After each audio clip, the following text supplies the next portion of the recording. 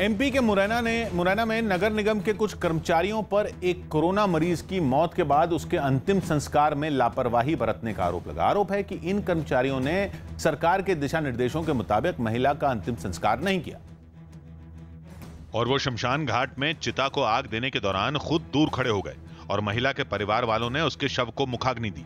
अंतिम संस्कार करते वक्त उसके घर वाले कोरोना से बचाव के लिए पूरे शरीर को ढकने वाली पीपीई किट को पहने भी नजर नहीं आए। उन लोगों को कहा गया था कि ये आप इसके प्रिकॉशंस पहने, अब उन्होंने क्यों किया ये वो ही बता सकेंगे। अंतिम संस्कार से पहले कोरोना मरीज के परिवार वाले ही एक पंडित के साथ मिलकर सारे इंतजाम करते दिखाई दिए, जबकि पीपीई किट पहने मुरैना नगर निगम के कर्मचारी वहां से कुछ दूरी पर खड़े दिखे। हालांकि महिला के रिश्तेदार मुंह को कपड़े और मास्क से ढकने के साथ हाथों में दस्ताने पहने नजर आए।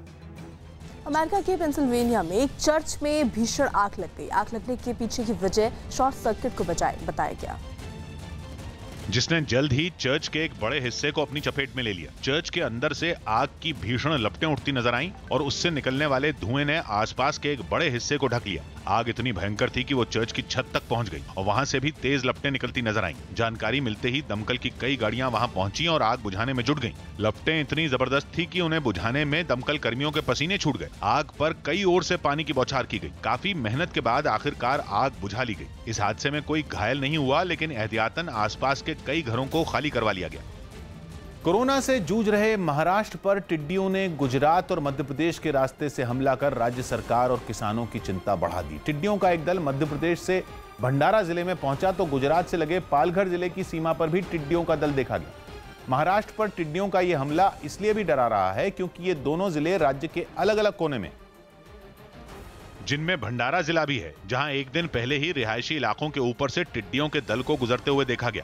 इसके बाद इस दल ने पेड़ों पर डेरा डाल दिया। टिड्डियों को भगाने के लिए प्रशासन की तरफ से डफली भी बजवाई गई।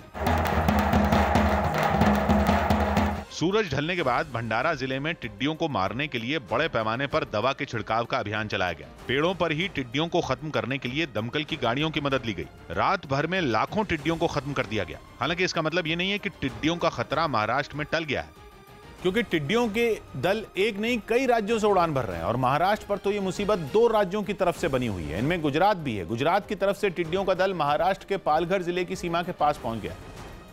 आशंका जताई जा रही है कि अगर पालघर में टिड्डियों का आतंक बढ़ा तो मुंबई पर भी खतरा बढ़ जाएगा, क्योंकि मुंबई और पालघर के बीच केवल 100 किलोमीटर की ही दूरी है। ऐसे में प्रशासन की कोशिश गुजरात से आने वाले टिड्डियों के दलों को पालघर में ही खत्म करने की है। गुजरात के अलावा मध्य प्रदेश के बालाघाट से भी टिड्डियों का एक दल भंडारा जिले में पहुंच चुका है। इसे देखते हुए पड़ोस के गोंदिया जिले में भी अलर्ट जारी कर दिया गया। अगर भंडारा से गोंदिया में टिड्डियों के दल पहुंच गए तो फिर आशंका है कि छत्तीसगढ़ भी टिड्डियों के निशाने पर आ जाएगा, क्योंकि गोंदिया जिले की सीमा छत्तीसगढ़ से लगती है, जिसे देखते हुए वहां भी तैयारियां शुरू हो गई। हालांकि महाराष्ट्र सरकार की तरफ से कहा गया है कि टिड्डियों को खत्म करने के लिए बड़े पैमाने पर कोशिश शुरू हो चुकी है। जहाँ जहाँ आने की संभावना है वहाँ अलर्ट किया जाता है और जब आती है तो कुछ उपाय योजना करनी पड़ती है तो की जाएगी। लद्दाख में चीन और भारत के जवान आमने सामने हैं और बताया जा रहा है कि दोनों देशों के बीच तनाव बढ़ रहा है।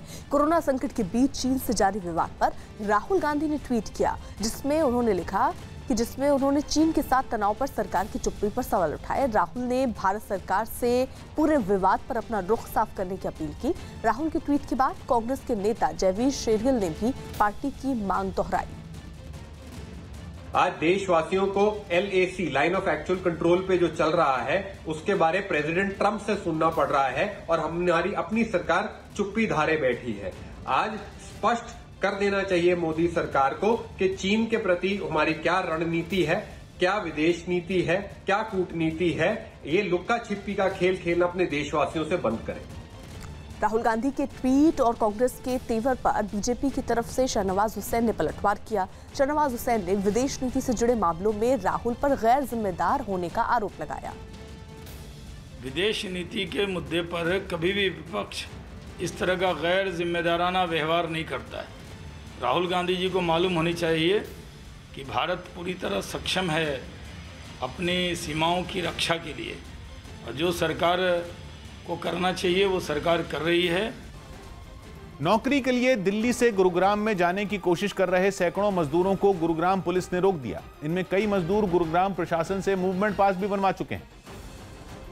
जिन्हें दिखाकर वो पिछले कई दिनों से बॉर्डर पार कर रहे थे, लेकिन अचानक उन्हें गुरुग्राम में घुसने से रोक दिया गया। आपको जब दाखिल नहीं करने देना है तो आपने जब पूछा नहीं कि क्यों नहीं दाखिल होने देना? वो बोल रहे हैं सर कि बॉर्डर सील है, तो बॉर्डर सील है तो सर बाइक वाले जा रहे हैं, कार वाले जा रहे हैं, सिर्फ साइकिल वाले पैदल वाले के जाने नहीं दे रहे हैं सर। ऐसा तब हुआ जब गुरुग्राम का बॉर्डर पार करने की छूट दी गई थी। गाड़ियों और मोटरसाइकिलों से लोग बिना किसी पूछताछ के बॉर्डर पार कर रहे थे, लेकिन आरोप यह है कि पैदल और साइकिलों से जा रहे लोगों को लौटा दिया गया। गरीब आदमी सब साइकिल वाले आदमी इसलिए रोक रहा है।